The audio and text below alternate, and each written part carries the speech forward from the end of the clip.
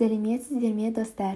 Бірге өте нәзік әрі тез дайындалатын испанский чизкейк Сан Себастьянды әзірлейік. Ол үшін алғашында сүзбелі ірімшікке қантты қосып, миксердің төмен жылдамдығында араластырамыз. Барлық қолданатын ингредиенттер бөлме температурасында болуы қажет. Кейін 1,5 ас қасық кукурузды крахмалды қосамыз. Крахмалдың орнына ұнды да қоссаңыз болады.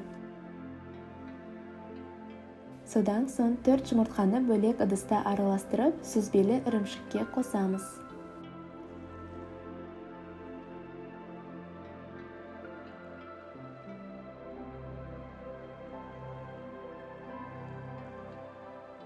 Кейін 1 шай қасық ванильді қантты және 1 ас қасық лимон шырынын қосып жақсылап араластырамыз.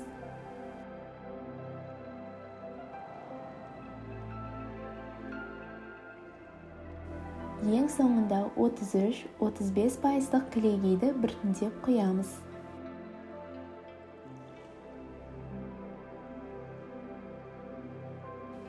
Формаға пергамент қағазын биіктеу етіп орнатыңыз, себебі піскен кезде қамырымыз көтеріледі.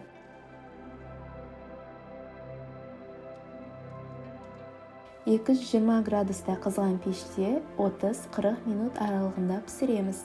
Чизкейк піскен кезде ортасы біраз қозғалып тұрады. Бөлме температурасында толығымен суыған соң тоңазытқышқа кем дегенде 4-5 сағатқа қойыңыз. Чизкейкті шоколадпен ұсынсаңыз болады.